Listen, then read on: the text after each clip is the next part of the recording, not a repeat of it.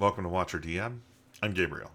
Today I am continuing my videos on the Cairn Warden's Guide, Second Edition, in which we explore the Dungeon Master's tools, or the Warden's tools, of the book.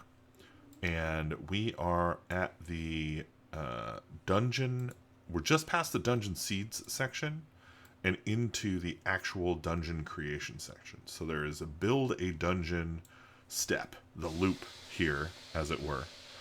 And yeah, we're going to try and do this process all digitally here. So I'm using, in place of an actual piece of paper, I'm using my painting app. And then in place of actual physical dice, I am going to use, make sure I got a color here. We're going to do it white on black. And let's go ahead and see if we can get some. Maybe I don't have a brush. Let's get some brushes up. Oh, here we go. Go for nub 2. This white here. Oh, and probably we need layers. And we'll pick the new layer here. So I think I probably just scribbled all over this. So yeah, I think that's probably better. Turn this back on. Nope. Okay, there we go. So we'll turn that off. We'll pick this layer, deselect, and we should be able to draw here. So we're just going to test. Drawing looks good. Testing looks good. Yeah. Also, just because we need to have those up, I'm going to reduce the size.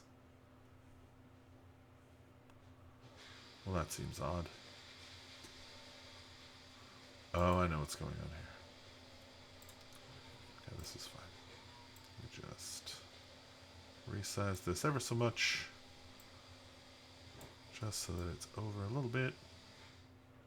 This is how my little dice app works, is I got to set it up on my OBS.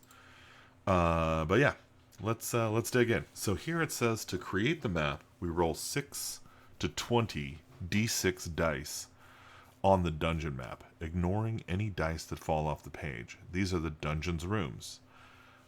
So we're gonna pick a number between 6 and 20, which I think is best gonna be what's like a between 6 and 20. We'll say d12 plus 4 will give us between 5 and 17. And okay, so yeah, we got 12. 12 is plenty. So we're going to clear this. And we're going to 1, 2, 3, 4, 5, 6, 7, 8, 9, 10, 11, and 12. So we got some dice out here, and then we're going to roll them again just to give us a little more spread.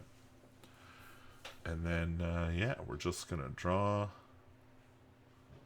around each one with the number.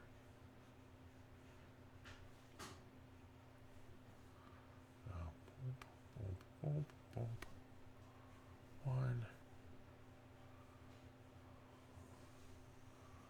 And this is going to create like a little graph, right? It's not actually intended like to make rooms at these locations, but instead make a little graph that we're going to then turn into rooms.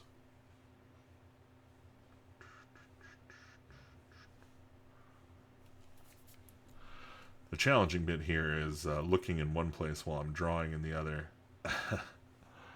which I'm totally capable of doing. No problem. 6 over here. A couple 6s. Come over here. Get a couple of 5s. Come down here. Get a couple of 5s. Okay. So these are our 12 dungeon rooms. Per this. So it looks like we only ended up with like 2 lore rooms. Plenty of traps. We got tons of traps. We got 1 special. And then we got a bunch of monsters. Yeah, significant amounts of monsters. I like that. That's good. It's actually pretty good. All right. So I'm going to hide the dice. So we just have our little map here. Oop. And then, yeah, we're going to see what next steps it says to take. So we write the face-up results on the page using the dungeon die drop table, like we just did here. The blah blah blah denote the page with the letter S. That's all right. We know we can. I guess we could figure this out. We could add the type here, so we could say like monster 6 is a trap. 6 is a trap. This is a trap.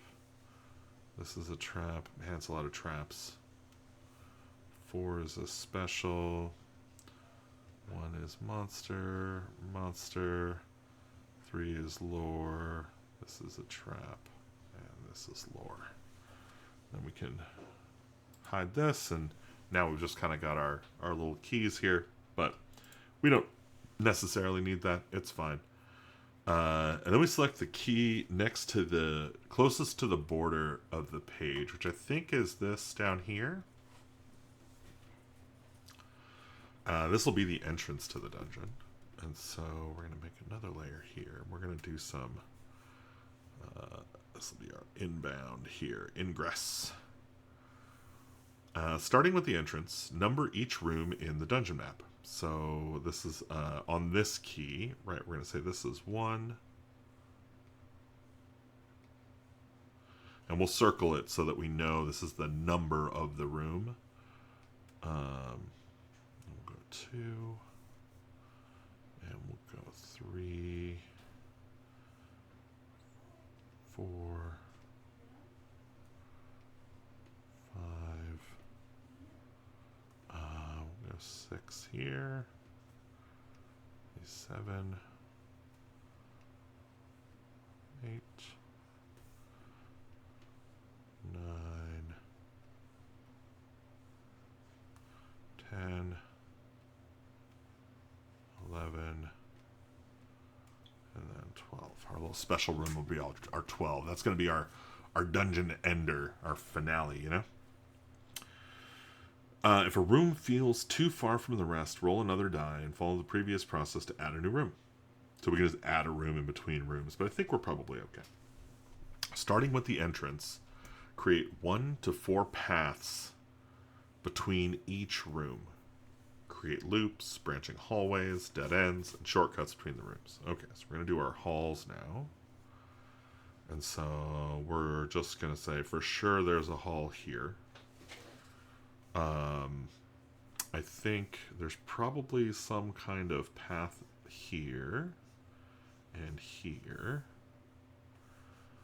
Room 1 does feel a little weird for not having access to anything but it's like the one next room, and it's a trap. But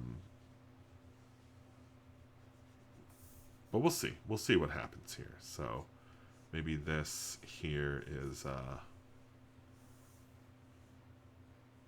some paths are conditional, represented by crossed lines. So I think that's a conditional path.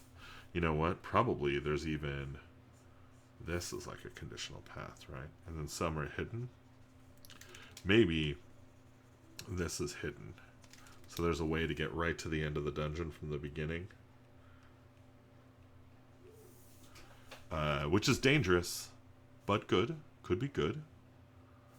And maybe this is a conditional path, but this is okay. So if you go through the trap, you're kind of getting it. But if you aren't, and then we'll put like a secret room, a secret path over to this.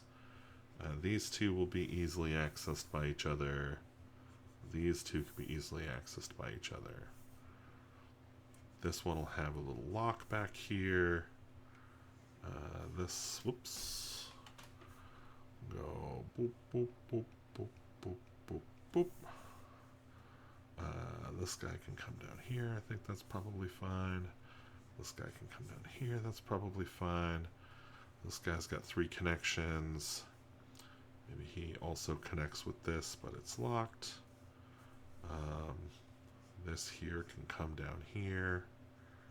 This can come through here. And then... Nah. We'll just make this irregular. So if you go the long way, you end up over there. Okay. Now, just to kind of get back to, our core here. Oh, I see. There's got to be at least 2 intersections, cross lines, with no rooms in between. Actually, really, really like that. 1, 2, 3. I wonder if we can do this. Now, if we do that, it makes it really, really fast to get to the end there, doesn't it?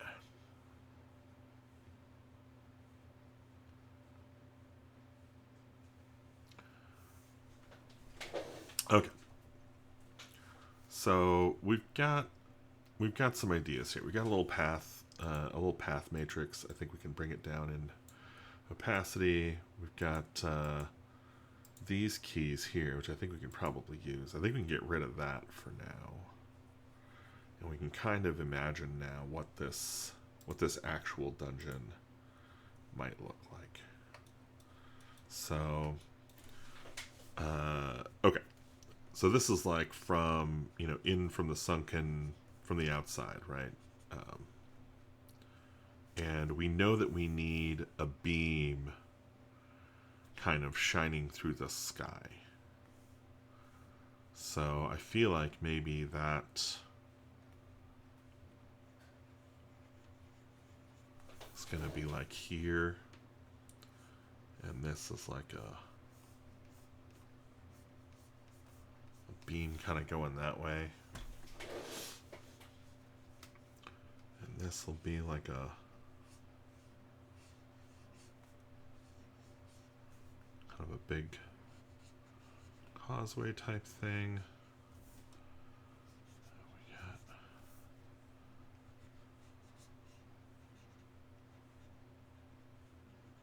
something like that.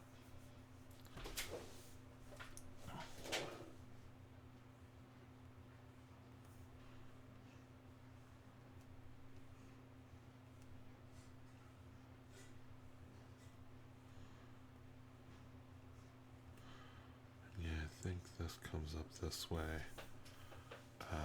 which we'll still have to figure out a bit. What? So it isn't it's supposed to be an observatory, right? So let's figure out. Maybe I need to look at.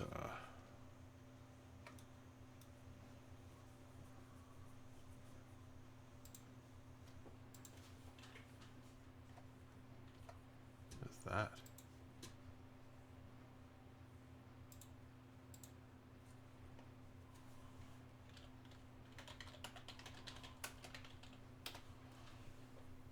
Let's just go look.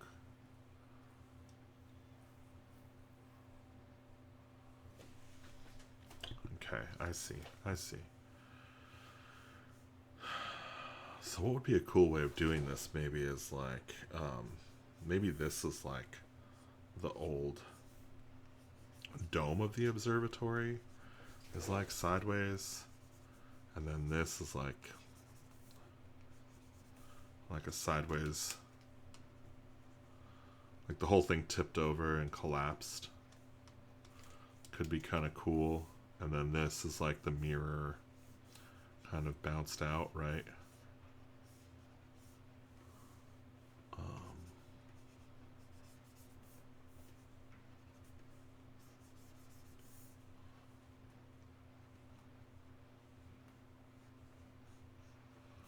You get some kind of broken bits there. Which would be kind of cool, because then this can be like you're coming in through the actual optics of the observatory, which is kind of a neat idea.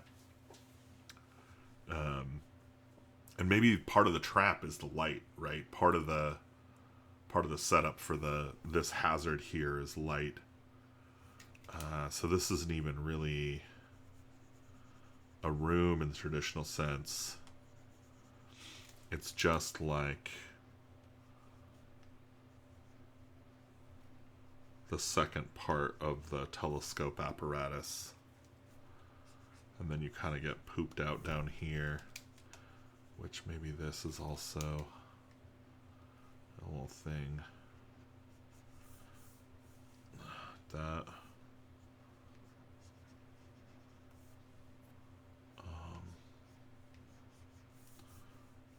Something like that. And then, yeah, there's probably, you know, underneath this thing is some of the mechanism, machinery for whatever the swivel is, right? Whatever the pivot that let this whole thing move was. And so this is like a gated, you know, clockwork mechanism. If you can get through it, you can get down into the engine room, if you will, the gear room. That could be kind of cool. And then room 3 here, let's see. This can literally just be like an actual, you know, this used to be an exit here or whatever. And in fact, maybe it still is, right? Like you can, if you can figure out how to get down there, you can get down there. But the stairs leading down there are probably going to be a little janky.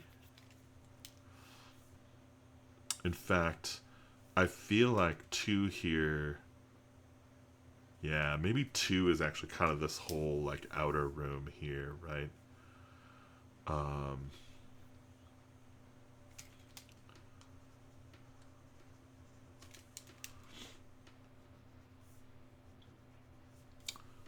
And we'll have to figure out what's in 12, like what's actually the special thing in 12. We got some crystal stuff. Over here, we've got like a little hidden path out to maybe some little caves. And get out to these caves here.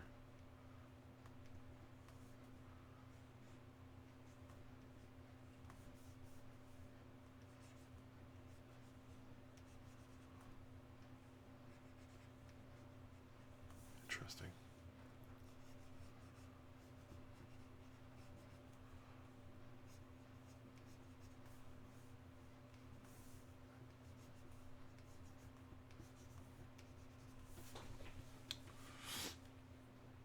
Okay, let me turn off some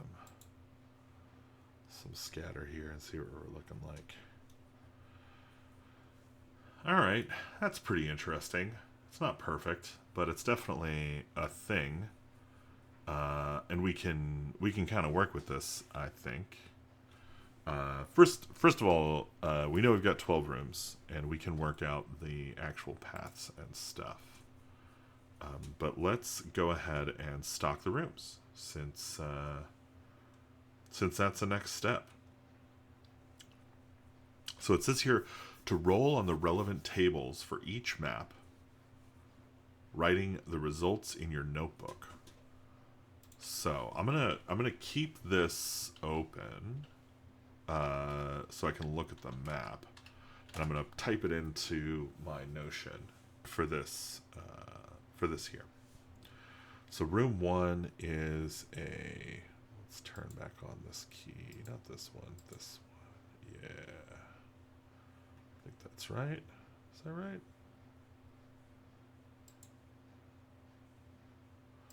Oh, no, it's not right, actually. Oh, it is right. Okay, cool. So, 1, trap, entrance. The lens. And, yeah, we'll see.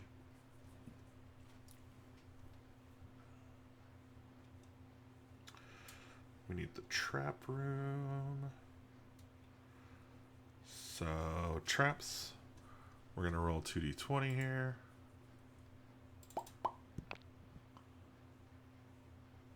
And we got 17, 9. So 17 is lifts. And 9 is lighting. Lifts lighting. Well, geez, that's pretty appropriate. No, that's not what we want, buddy.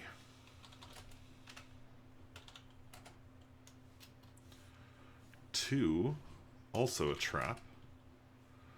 I guess, what do you even call this? The observatory optics. Optical.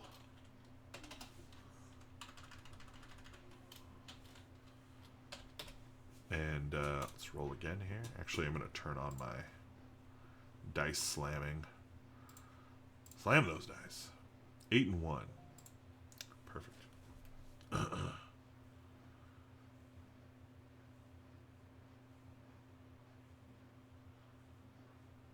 Alright. 8 and 1 is cuts. 1 activating. I don't know what that means. Oh, I see. Lighting lifts. Okay, I see. Activating cuts. Okay. Cool. I see. That makes sense. Yeah, that's not tremendously useful in the current context, but it does make sense. Like, I actually get what that's trying to do. I think that's probably the right way to do it, too. 3... We'll just slam another couple down here. 11 and 19. And so we're just going to... actually don't even know what this is. 11 is drowns. And 19 is touching. Okay, so yeah, so I could see that one, like you touch something and it collapses and a bunch of water flows in and kind of drowns you. That's kind of cool. 4, what are you, buddy? Monster. Okay, we got a monster here. So we're going to switch pages real quick to our monster page. Monster room, we're going to slap a couple of these down. 1915, so... Oh, hold on.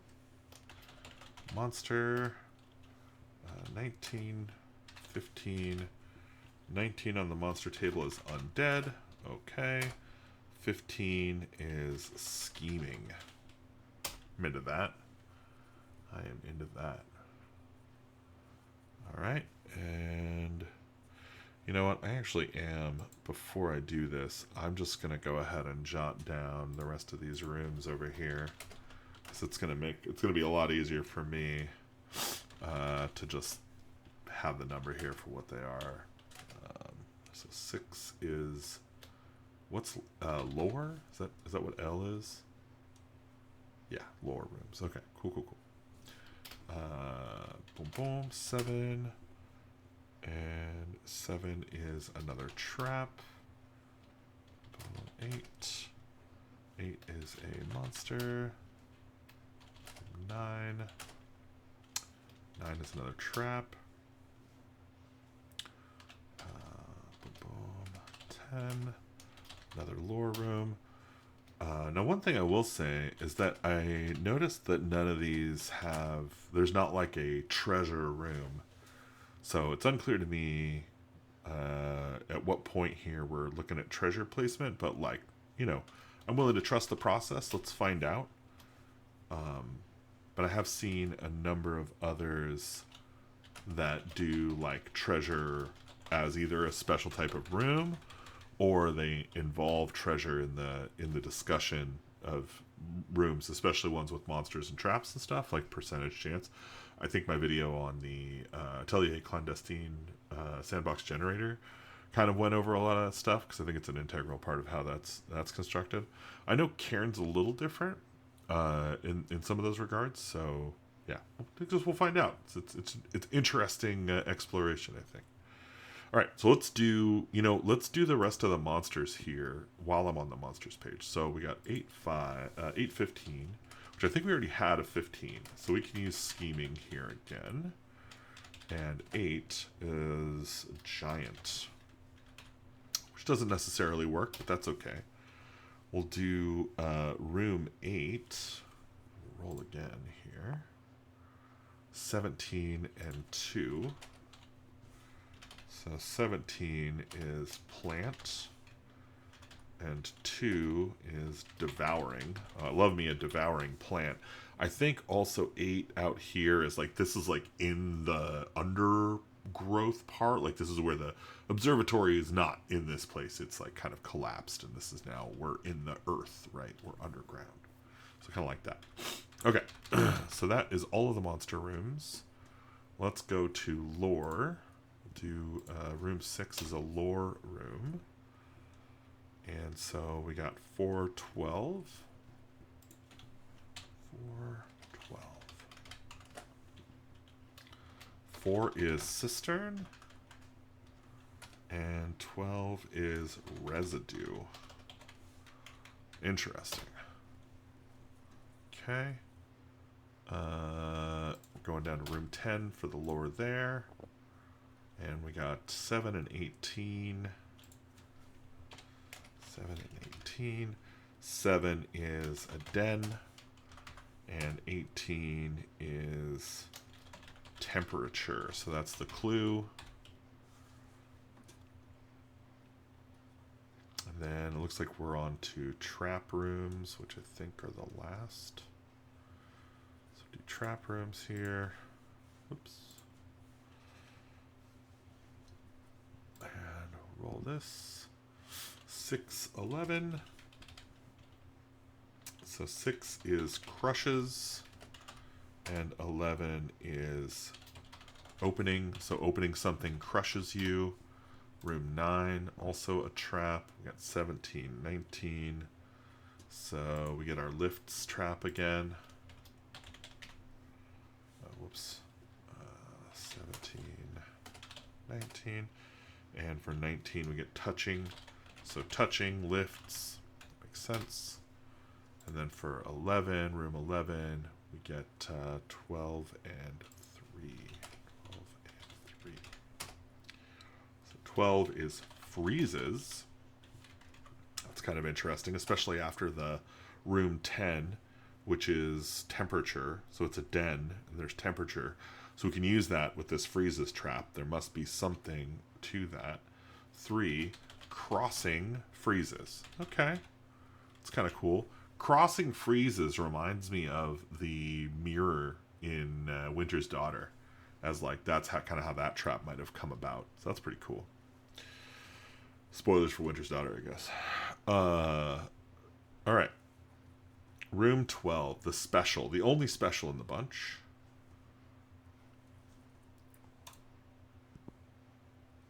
And our seeds for our special room is mirror. Cool. And 8 feature glows. A glowing mirror. The heart. The heart of the beacon. I kind of like that. A glowing mirror is the heart of the beacon.